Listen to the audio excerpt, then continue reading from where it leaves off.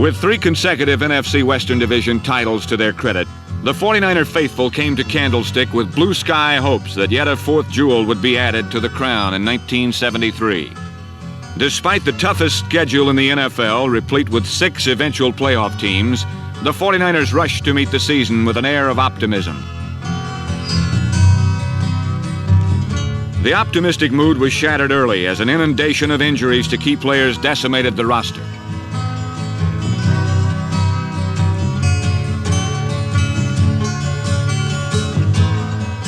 Watching with furrowed brows and haggard concern, the fans and the team saw their blue sky hopes turn to 9 dismal defeats.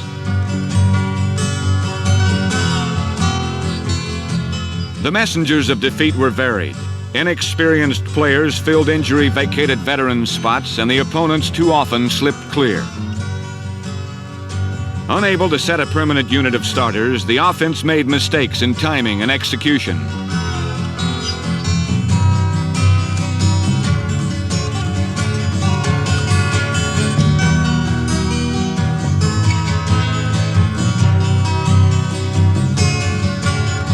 Yet in this losing season, not all was frustration.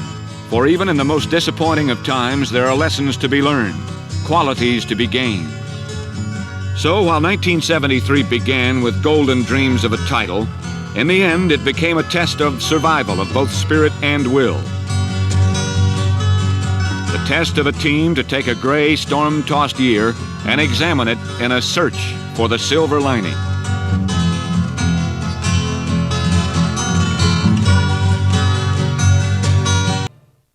1973 was a year when things were gained for the future, while others were now gone to the past. Gained was experience for Steve Spurrier and Joe Reed. Gone was John Brodie, who rang the curtain down on the last day of the season. It was his day, and the number 12 was everywhere as the fans poured out their love and sentiments for one of the greatest 49ers of them all.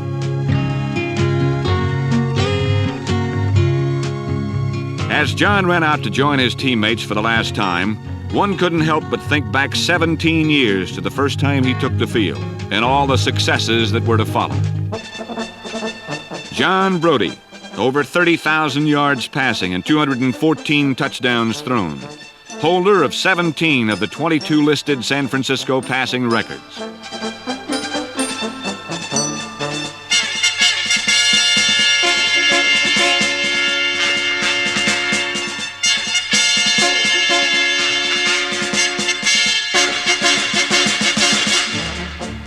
He'll always be remembered as one of the best to play the game. And when Ted Kwolek and Gene Washington joined the team, the passing attack became unstoppable.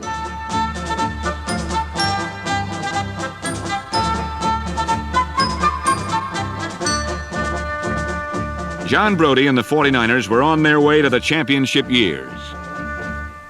What 49er fan can forget the freezing playoff game in Minnesota in 1970 when the Niners appeared in short sleeves and whipped the Vikings at their own game of toughness?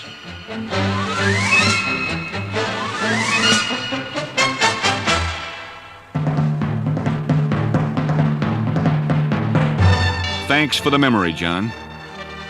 Who will ever forget the last regular season game of 1972 when John came off the bench in the final minutes? San Francisco was trailing the Vikings and needed 2 touchdowns for victory in their 3rd straight divisional title. Somehow, John Brodie got those touchdowns in the last minute.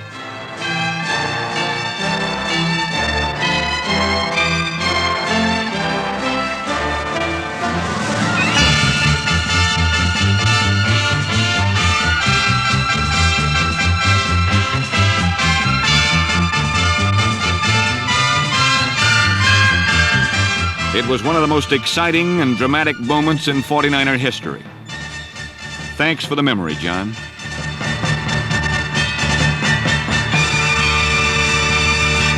Now, on his last day, John Brodie was being honored by the 49er faithful for all the great moments of the past 17 years. Cheers rained down. The red shirt with the number 12 was being retired. It was just as well, for it would be tough for anyone else to fill it. For John Brodie, it was a fond farewell, and he was gone. A great career had ended.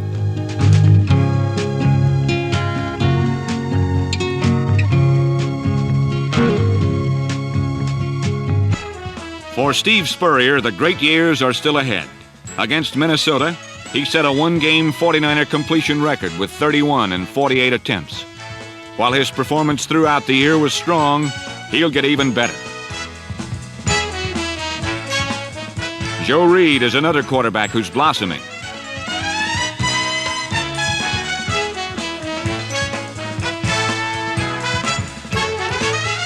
In 1973, the second-year man took command of the offense often enough to get a good feel for the position. He also got a good feel for the opposition and began to develop the acumen and ability to stay away from trouble. There's no question about his very strong arm, and off his 1973 performance, his future is bright. Another ray of light for 1974 is that both quarterbacks will have a tight end of Ted Kwolek's All-Pro quality to throw to. With great hands, size, and speed, he'd put a silver lining in any season.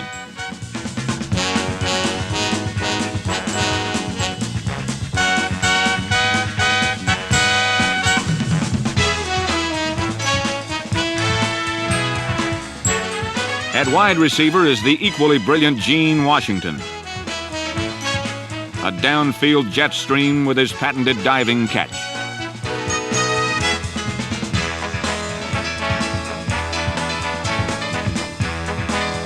Complementing Gene at flanker is Danny Abramowitz, who in '74 will have had a year of the 49ers system under his belt and who will add a dimension of fiery competitiveness to the team.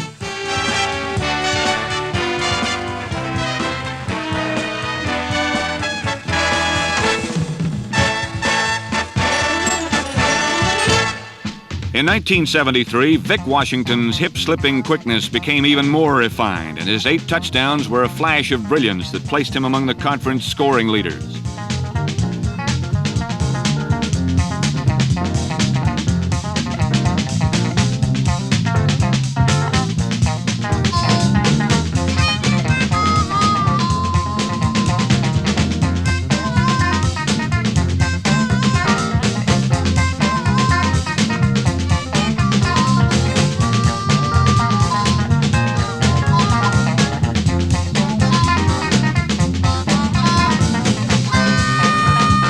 With Larry Schreiber healthy next season, the running game will have that extra punch that was sometimes missing in '73.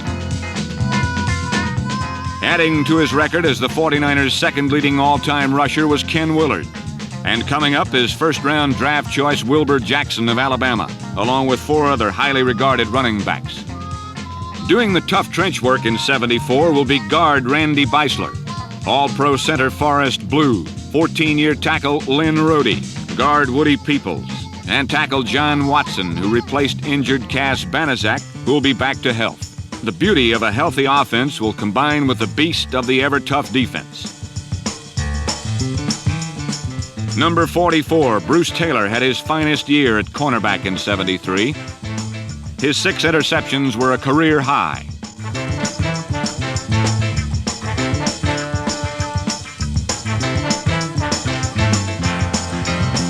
Number 32, Mel Phillips at safety, won the Lynn Eshmont Award for inspirational and courageous play. Number 43, Wendland Hall, will be something to look forward to on special teams and as a probable starter. Linebackers Jim Snydecki, Frank Nunnally, Skip Vanderbunt, and Willie Harper were led by All-Pro Dave Wilcox, number 64, who comes on like a magnum force. Up front, 15-year veteran Charlie Kruger lent his experience and savvy to the 3H hit 'em hard trio of Hardman, Hoskins, and Hart.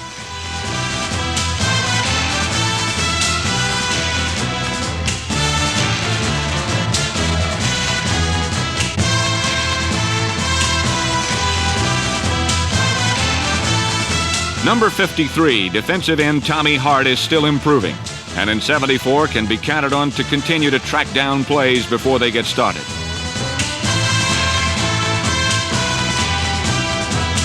Number 56, Bob Hoskins, in his first year as a starter at tackle, added more quickness to the front 4. And of course, defensive end Cedric Hardman, number 86, had a great year spinning plays to a halt and adding a hunter's instinct to the search and destroy tactics that became the credo of the Big Red Wave.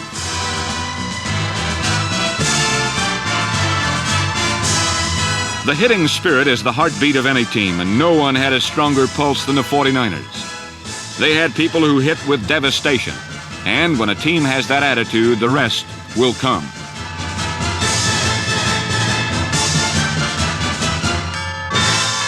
In '73, the San Francisco 49ers turned some people around. Amid 96-degree heat, the San Francisco 49ers invaded Miami, seeking to dethrone the Super Bowl champion Dolphins. It was the first regular season game ever between the two clubs. With middle linebacker Frank Nunley leading the charge, the 49er defense held the powerful Dolphin offense in check during the first half.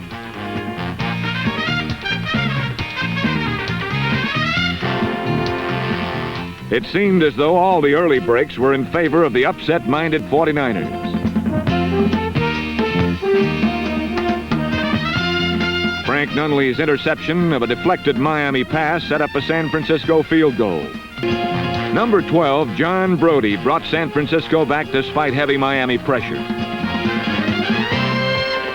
Tight end Ted Kwolek's reception gave the 49ers a 1st and 10 at the Miami 15. 3 plays later, number 22, Vic Washington, scored for San Francisco.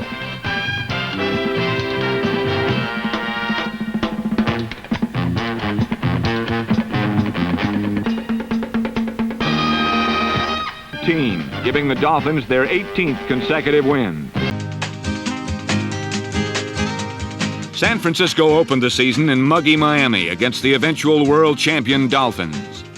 The silver lining shone brightly for the 49ers through 3 quarters of torrid play as the defense, led by number 57 Frank Nunley and number 53 Tommy Hart, held Miami to a mere 6 points. Meanwhile, John Brodie had the offense busy outscoring the Dolphins. He led them close enough for 2 field goals.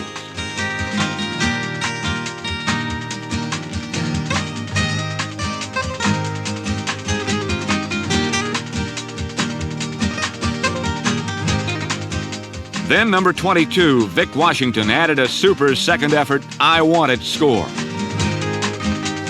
But in the last quarter, the oppressive 110-degree heat felled some 49er players with heat prostration. Still, it took 15 last-period points by the Dolphins to earn a hard-fought victory.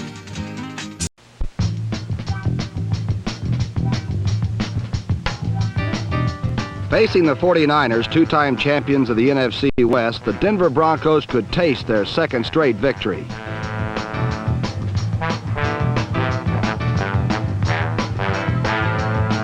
Behind the key block of number 78 Marv Montgomery, Floyd Little set the tenor for the impending offensive barrage.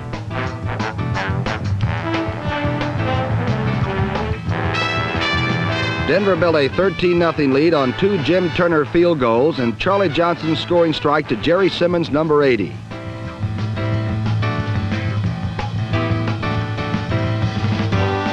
Not wishing to let the game stray out of hand, John Brodie isolated setback Jimmy Thomas on linebacker Bill Lasky and found him on a swing and up.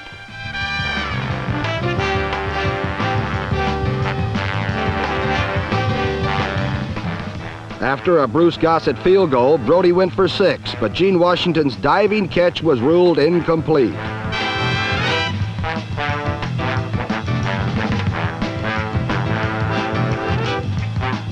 So Brodie sent Thomas up the gut and the score stood at 13-10.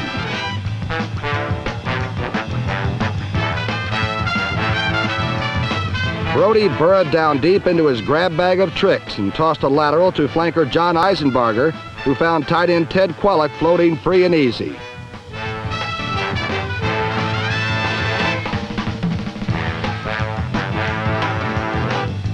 When Vic Washington blasted over from in close, the 49er lead had ballooned to 30-13 in the 3rd quarter.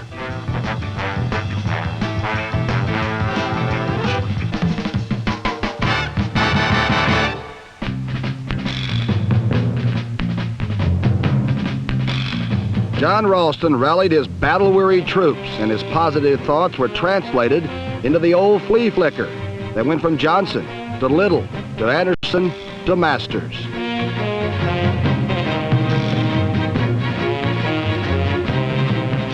Following a Bronco touchdown and a 49er field goal, Dick Nolan's team's lead evaporated to 33-20.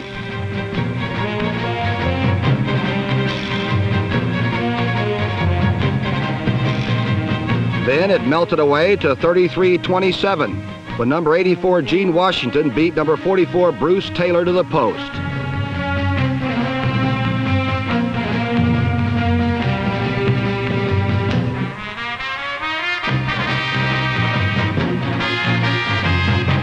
With just under 7 minutes to play, Ralston told his men that Taylor could be beaten to the post again.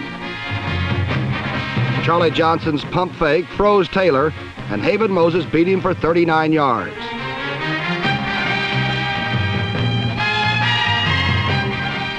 From the one, Taylor wanted a piece of Floyd Little, but Floyd wanted a touchdown more.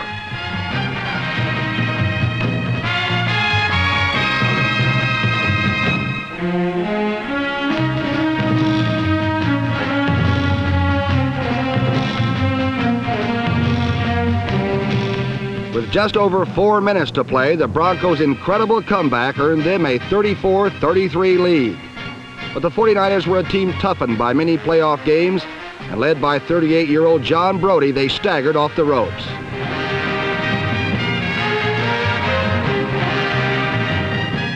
Larry Schreiber's 31-yard catch and run set San Francisco up nicely. But then number 55, Pete Duranko, grabbed the first part of Vic Washington's equipment he could reach, and he got away with it. With 31 seconds left, Bruce Gossett lined up a 39-yard field goal. His kick was true, and San Francisco finally outlasted the upset-minded Broncos 36-34. In Denver, the 49ers were facing a Bronco team that's done a lot of growing up and has turned from an also-ran into a title contender in the AFC West. The new Bronco maturity was quickly evident when they jumped to a 13-0 lead. However, San Francisco coach Dick Nolan rallied his men, and the 49er defense came foaming in and deluged the Denver running game.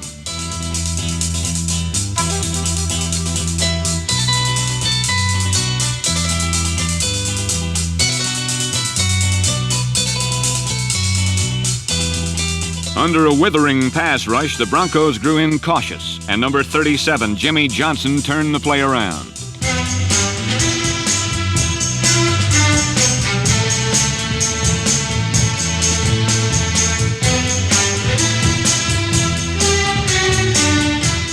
John Brodie hit on a long toss to flying Jimmy Thomas.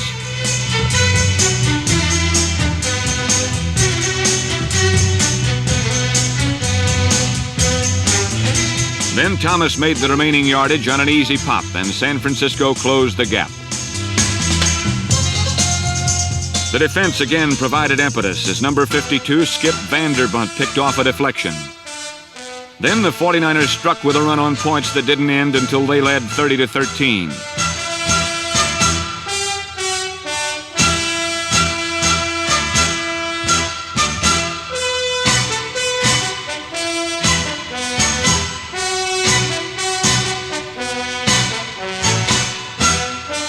Denver didn't give up, but instead wrestled its way back and led 34-33 with time almost gone.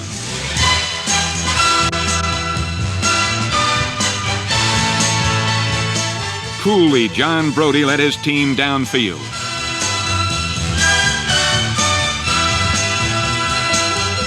A strike to number 35, Larry Schreiber, set up the big pressure for Bruce Gossett, who with 31 seconds left, kicked a 39-yard field goal.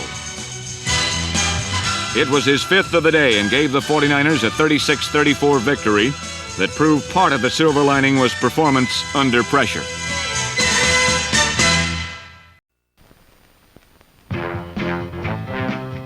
Under a nose-blistering California sun, Candlestick Park was the battleground for one of pro football's fiercest rivalries, that of the San Francisco 49ers and the Los Angeles Rams. The Rams have won 5 straight in the series, but none have come under new head coach Chuck Knox, who in his first season has built the Rams into the NFL's most surprising team with 2 straight convincing victories. Knox's team is strong both offensively and defensively. On opening day, the Rams racked up 23 points over the tough Kansas City Chiefs, and last week, his defense, led by a rejuvenated Merlin Olsen, shut out the Atlanta Falcons, and all they had done was score 62 points the previous week.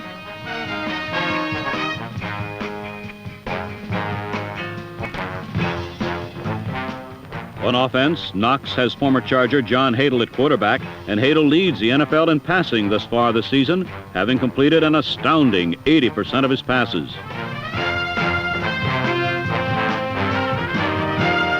The 49ers have a star pitcher in John Brodie, and with receivers like Ted Kwolek and Gene Washington, San Francisco is primarily a passing team, yet all of their touchdowns this season have been via the run. The game is do or die for Dick Nolan's 49ers, for if they lose, they will fall 2 full games behind the Rams in the NFC West Division.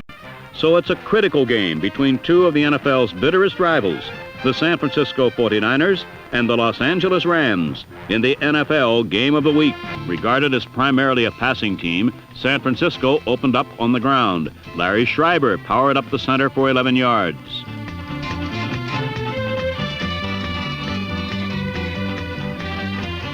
Then old pro John Brodie turned to his patented short game. First, a quick out to John Eisenbarger, then a slant pass good for 18 yards to the 4th-year veteran from Indiana, who has won for the first time a starting job.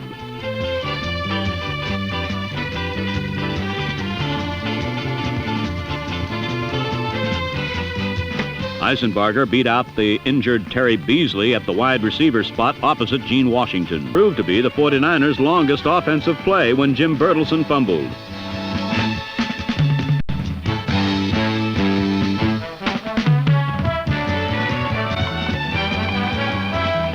San Francisco had a huge break on the Ram 36, and it took Brodie 1 play to exploit it.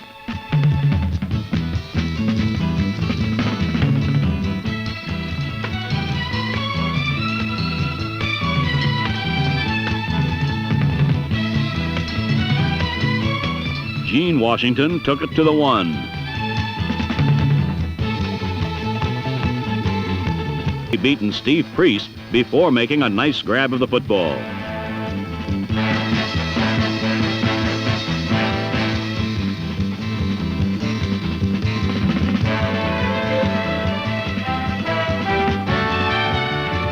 From the 1-yard line, Vic Washington plunged over right tackle, and San Francisco had come right back at Los Angeles and now led 7-3. It would last for exactly 1 play.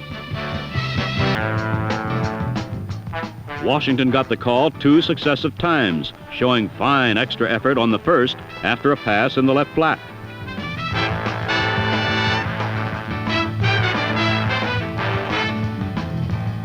On the second, the little setback showed his fine speed as he skirted right end for 20 yards before Cullen Bryant got to him.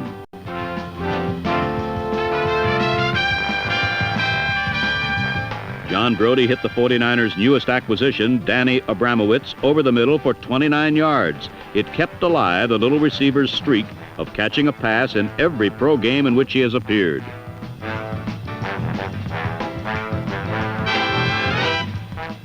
On first down, Brodie went for Vic Washington, but the larger man, Cullen Bryant, won the battle.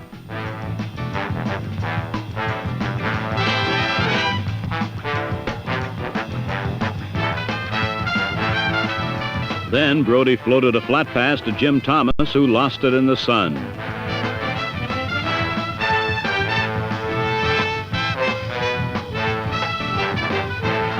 San Francisco had come up short after a sustained drive, so Bruce Gossett kicked from 35 yards out and evened the score at 10 apiece.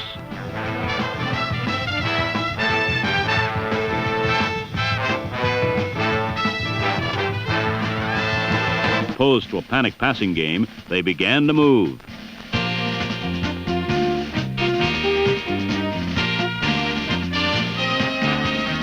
Brodie mixed his plays well on the drive. After hitting Dan Abramowitz on a short, safe pass, he handed to Larry Schreiber, who ripped off 13 more yards.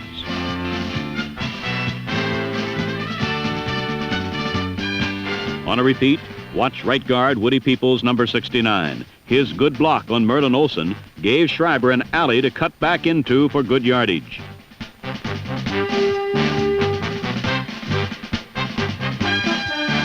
Brodie then went back to the short, safe stuff to keep the 49ers moving.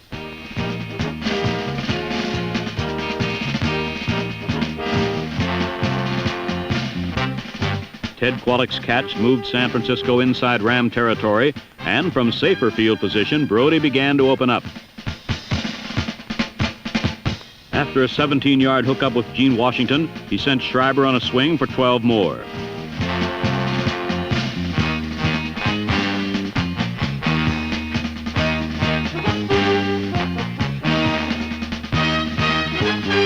Schreiber carried to the Rams 16, but there the Rams stiffened.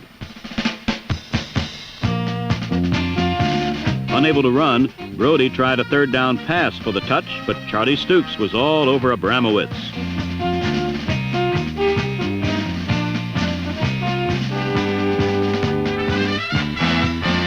San Francisco would have to settle for the field goal as Bruce Gossett towed a 24-yarder. Though their drive had gotten only 3 points, the 49ers' score brought them to within 2 touchdowns at 27-13 with over 23 minutes still left in the game. Position with a 35-yard return.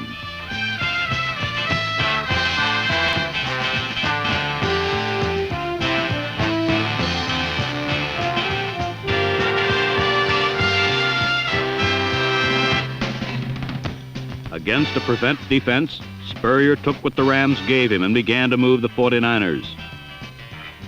A hook pattern to John Eisenbarger got 12, and Kwolek got 20 more over the middle.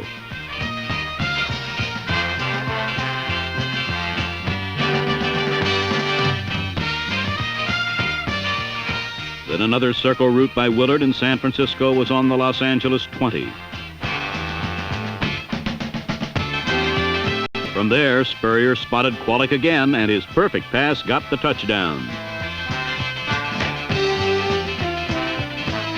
Kwolek's score merely brought him personal satisfaction, for the 49ers were still hopelessly behind, 40-20.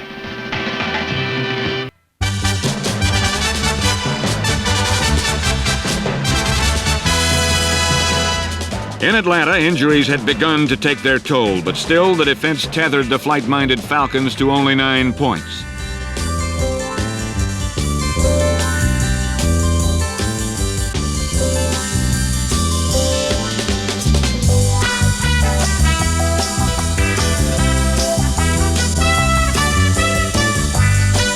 Jimmy Johnson came up with career interception number 40. And then the offense flowed goalward and chipped in 2 field goals.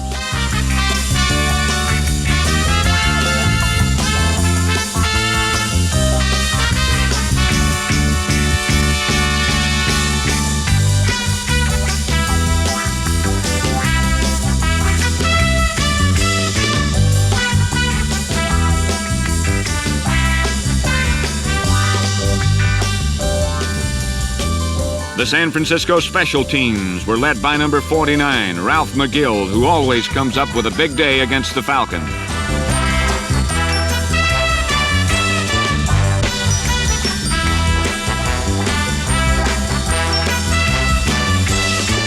Thanks to Ted Kwolek's hard-bought yardage, San Francisco was in the go position for Vic Washington's sweep, which was the only touchdown of the game and sealed victory number 2 for the 49ers.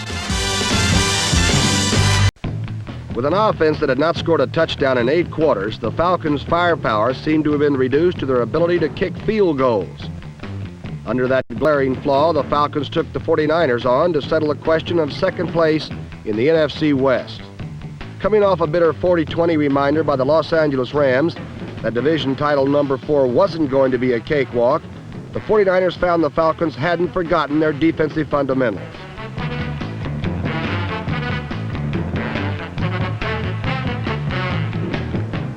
With San Francisco ahead by a field goal early in the second quarter, John James' punt was taken by number 45, Ralph McGill, and returned to the Atlanta 8-yard line.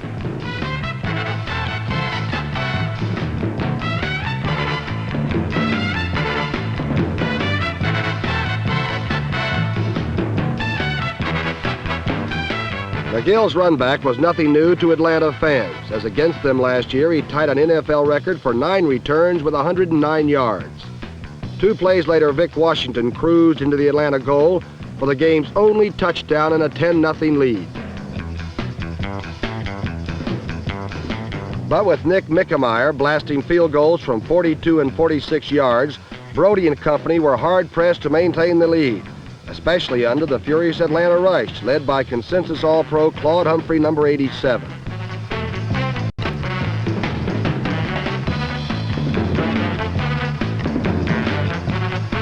The lead was reduced to 4 points by the middle of the last period when Dave Hampton set Mickemeyer up for another boot to make it San Francisco 13, Atlanta 9.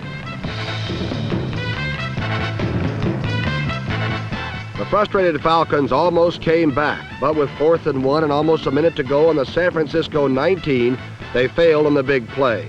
For the plummeting Falcons, it meant a tie for last place. And for the 49ers, who lost 2 of their best running backs in the contest, it should prove to be an ill-remembered 13-9 victory. San Francisco countered with a troublemaker of their own in number 11, Steve Spurrier. Francisco came right back on the aging legs of Ken Willard, number 40.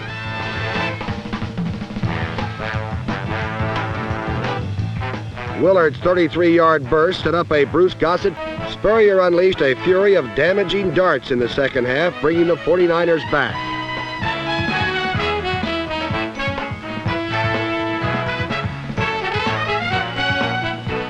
Despite a blinding blitz, Spurrier's pitch and prayer still found Willard, closing the score to 14-13.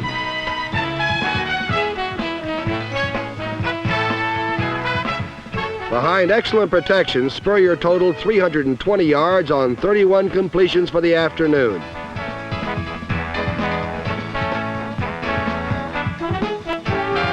On the final play of the game, San Francisco dug deep into the old backyard playbook.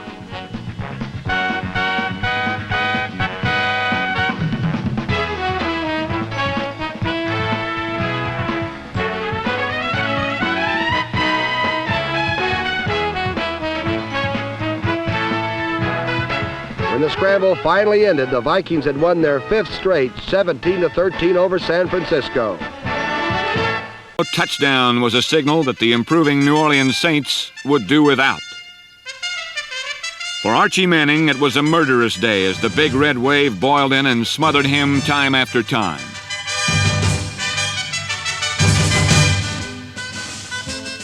Number 56, Bob Hoskins, pursued relentlessly, as did number 86, Cedric Hardman. Constant pressure caught Archie unaware. Number 72, Bill Belk, recovered the fumble. It was the play that sparked the 49ers in what was their most impressive game of the year.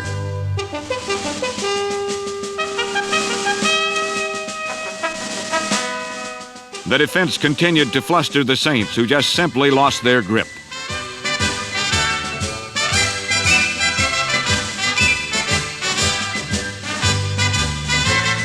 Vic Washington exploded on New Orleans, a double threat over and under shotgun.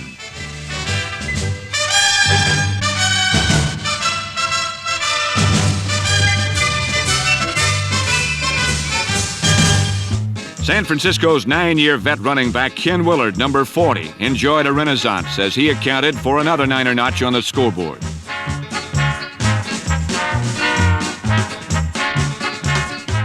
When Joe Reed came in at quarterback, he and Ted Qualick continued to make martyrs of the Saints, hooking up on a couple of easy ones punctuated by a 6-point stinger.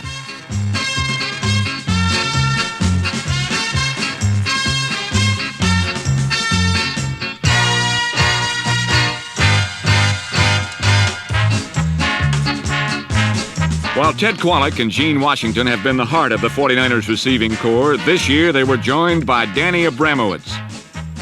Acquired in an early season trade from New Orleans, number 46 added strength to an already potent attack and brought his own brand of effusive spirit and competitive drive. Against his ex-teammates, he ran wild and put the game on ice.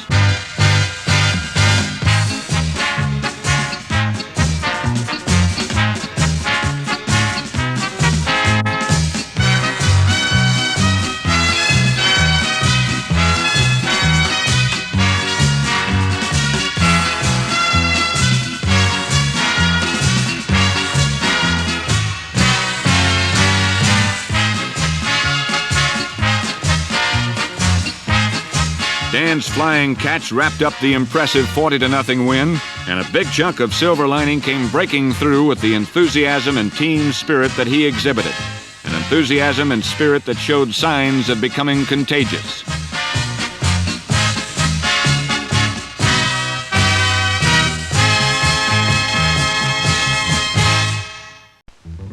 There were some mighty unusual performances in Candlestick Park last Sunday.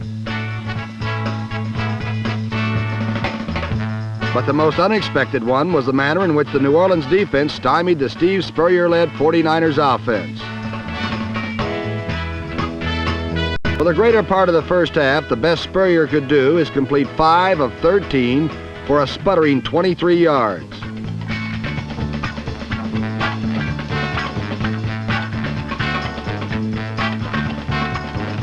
Even behind excellent protection, Spurrier's arm failed him as he hung up his first of 2 interceptions.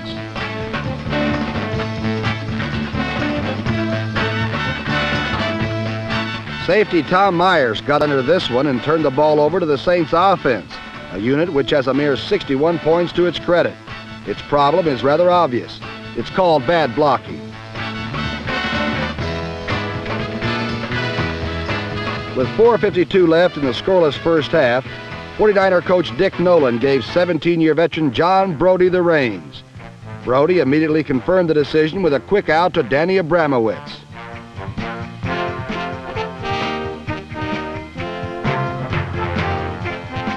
The play covered 54 yards and the 49ers were suddenly refortified. One play later, Brodie led Abramowitz into the end zone for a spectacular catch. It was a sweet hello from Abramowitz to his former teammates, and for the 49ers, the start of something big. The rout commenced with the beginning of the third period when Howard Stevens, looking to pass, fumbled instead. Brodie immediately threw to Vic Washington, who made a tremendous stab at the ball on the 1-yard line. Wayne Coleman's late shot cut Vic's ensuing touchdown run in half to make it 17-0. Brodie, completing 8 of 9 for the day, led Kenny Willard on a 16-yard ramble.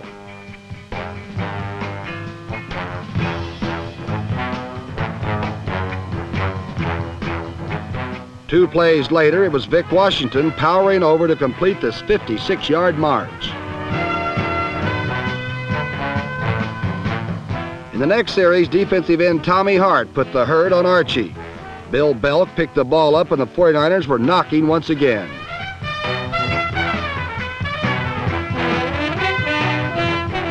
Nine-year veteran Ken Willard slammed into the New Orleans goal line to boost the score 31-0. Third stringer Joe Reed added 6 more to the tally on this fourth quarter strike to Ted Qualick. Final score 40-0, which left the 49ers record an even 500 and recommitted the Saints to the Western Division cellar. For a while, the 49ers defense was almost as good, as the game's only interception was pulled down by cornerback Bruce Taylor, number 44.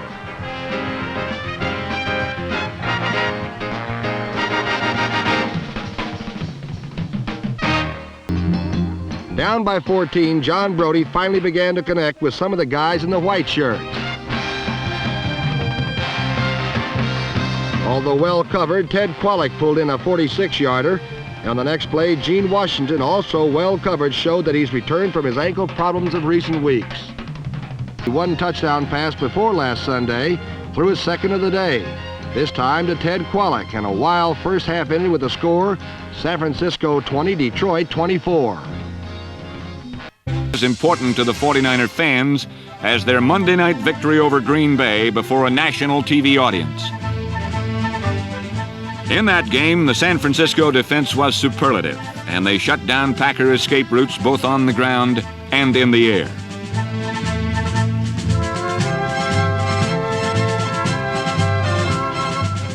Dave Wilcox, an All-Pro selection for the 5th straight year, came up with 2 interceptions.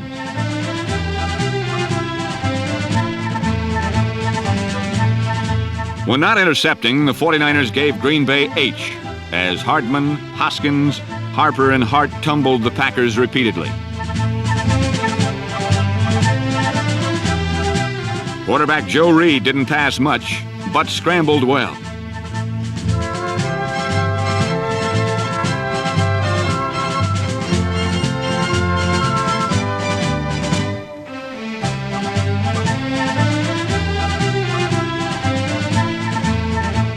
His running set up 2 field goals by Bruce Gossett, the NFL's leading percentage field goal kicker.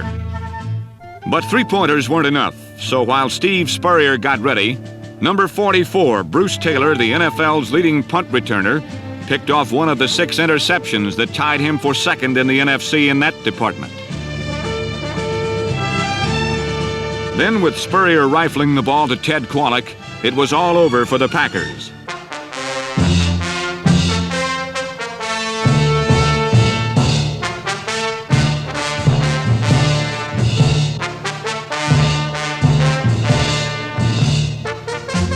With the big 20-6 win, the Niners had proved to millions across the nation that they were still a team whose morale and pride could not be beaten, and despite myriad injuries and tough breaks, they could still bring opponents to a day of reckoning. The pregame show looked like one for the Guinness Book of Records. But once the hoops were traded in for helmets, the 49ers found themselves deep in trouble as the fired-up Eagles almost trapped Steve Spurrier for a safety.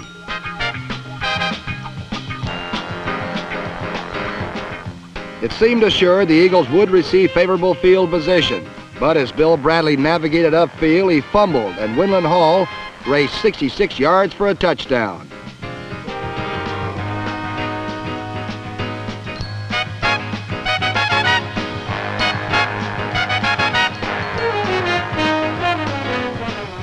The startling turnabout pumped up the 49ers, and the big red wave broke over Eagle setback Tom Sullivan.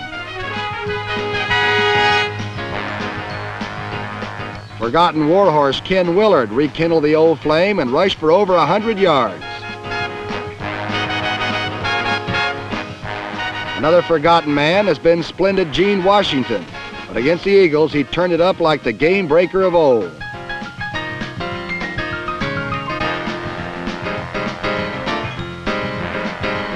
Behind freight train guard Woody Peoples, number 69, Doug Cunningham spurted to a 21-0 49er lead.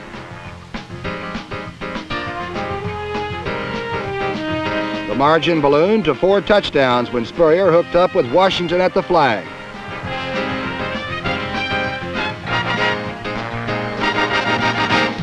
Trailing 28-0, the Eagles rallied on a Roman Gabriel touchdown pass to the splendid Splinter, better known as Harold Carmichael, the NFL's leading receiver.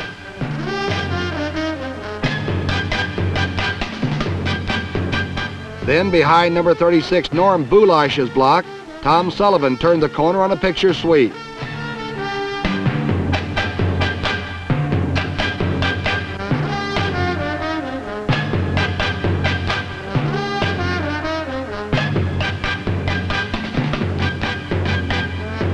Gabriel found Rookie of the Year candidate Charlie Young, and the big tight end just treated the big red wave like a big red welcome mat, and then treated the Eagles to a touchdown.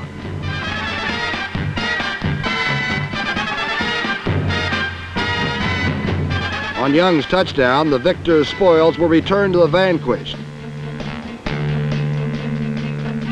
But leading 31-21, the 49ers returned Young's act in kind when David Atkins, number 28, splattered over the Eagles like a pie in the face.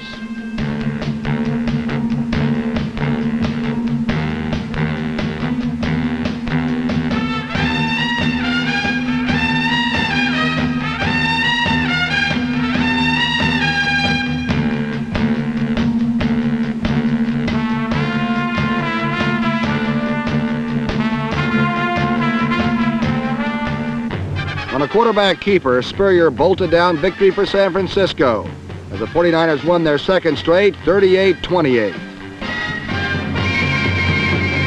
Fourth period, San Francisco did manage to move.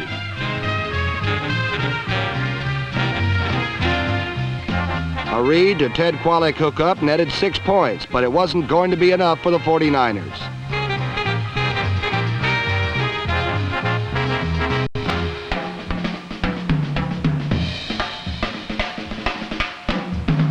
Number 86, Cedric Hardman, broke in to drop Archie Manning 3 times for the afternoon.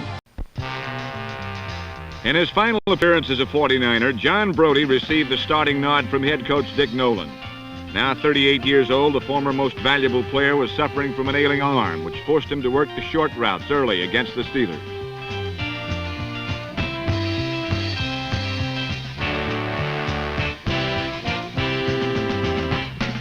However, Brodie's arm betrayed him twice in the first of the tie.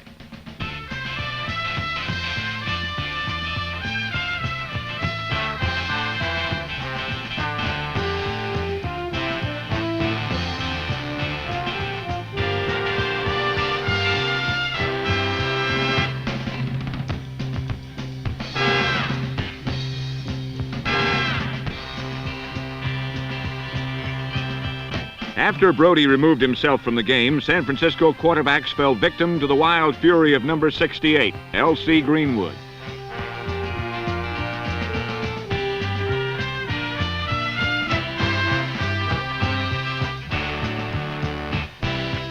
In '74, they must turn themselves around. And they will when they take the field as a healthy team with a strong draft and with a notebook full of the positive lessons learned from '73, a season from which every player gained something in wisdom, talent, or experience. In 1974, it will be the 49ers' goal to bring a title back to San Francisco. If they do, they'll know that part of it stems from the sacrifices made and the prices paid during their search for the silver lining.